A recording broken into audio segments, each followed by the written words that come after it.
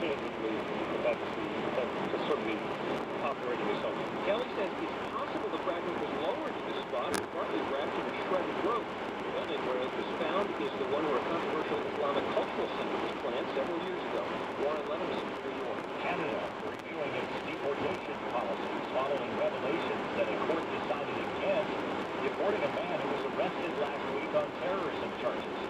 Reed Jussair came to Canada 20 years ago as a teenager with his family. The court records show he never gained citizenship because of criminal convictions. Authorities tried to remove him from the country back in 2004, but because he was a stateless Palestinian and had no place to send him, he remained in Canada. Jussair and another man have been charged with plotting to derail a train.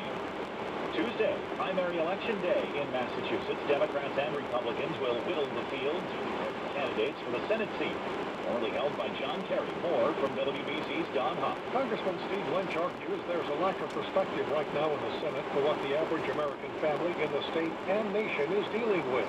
I think that I could bring a unique perspective as someone who has worked hard for a living, that, stepped on a pair of work boots as an ironwork for 18 years, grew up in public housing, struggled, know what it's like to work hard, know what it's like to stand on an unemployment line. Congressman Ed Markey's strategy in the final days to finish the job of getting out the message of why I am running, and to make sure that we have a good get out the vote on Election Day. Don Huff, WBC News Radio 1033. Republican candidates also vying for the GOP nomination. They are State Representative Dan Winslow, businessman Gabriel Gomez, and former U.S. Attorney Mike Sullivan.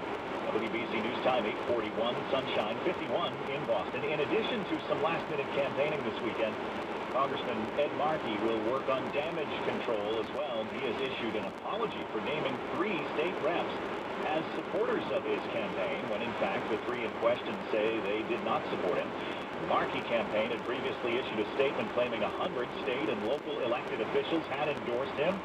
3 of them took issue, prompting the apology. The Markey team now reviewing that list. Tonight, President Obama hosting the annual dinner of the Washington correspondents who cover him on a regular basis. AP White House correspondent Mark Smith with more. Last year at the Tide banquet, the president was ribbing the man he'd later defeat to win another term. It's great to be here this evening in the vast, magnificent Hilton Ballroom, or what Mitt Romney would call a little fixer-upper. Tonight, Obama's challenge is balancing the customary humor with the nation's somber mood after the Boston Marathon bombing. Of course, last year he did a video in which he wondered about the whole concept of comedian-in-chief. I have the nuclear codes. Why am I telling knock-knock jokes to Kim Kardashian? Mark Smith at the White House. Not a good night for the Celtics last night, and the end is near. WBC News Time 8:42. Doug Cope is here from the aceticket.com sports studio. Yeah, Jeff, the Celtics are almost out of it. Carmelo Anthony scoring 26 points. The New York Knicks moved to the brink of their first playoff series victory in 13 years, routing the Celtics 90-76 last night, game 3 of the first-round series. Knicks building a 16-point halftime lead. Now on the verge of taking out the Celtics. Jeff Green did have 21 points for the Celtics. Game 4 tomorrow. 1 p.m. at the Garden. Better luck though at Fenway last night. David Ross clearing the Green Monster twice with solo home runs. Ryan Dempster matching a season-high 10 strikeouts with the Red Sox. A 7-3 win over the Houston Astros last night. David Ortiz homering for the second straight night at Fenway. Red Sox are having one of the best Aprils in club history. The 2 teams play again tonight.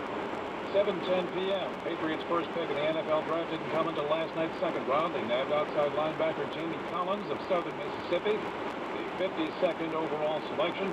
Hockey action, Bruins at Washington. They'll play the Caps tonight, 7 p.m. Soccer action, Philadelphia at the New England Revolution, 7:30 p.m. That's sports. The Commonwealth is with you. Your country is with you. The sun will rise over Boston. This special place. This state of grace.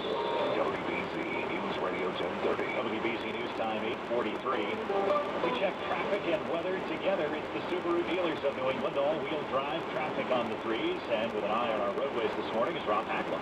Thanks, Jeff, and we're looking at a good ride on the expressway here south of town. We'll start here, and it looks to be in good shape in between the O'Neill Tunnel and the Braintree split. Route 3 in the South Shore is okay down to the Cape. 24 and 95 are fine down to Rhode Island. Not seeing any delays on the lower or the upper stretches of 128. 393 and 95 look good heading up to New Hampshire. Route 1 on the southbound side. We do have some work crews near the Linfells Parkway. Looks like those work crews have cleared away now. On west of town, the Pike is okay. Downtown coming into the city, we could have a breakdown here in the lower deck of 93. We're starting to see some bunching as you approach the Schrafft's building around that start there at the start of the lower deck of 93. No problems on the Leverett Connector or on the river roads. This traffic report is brought to you by Coca-Cola.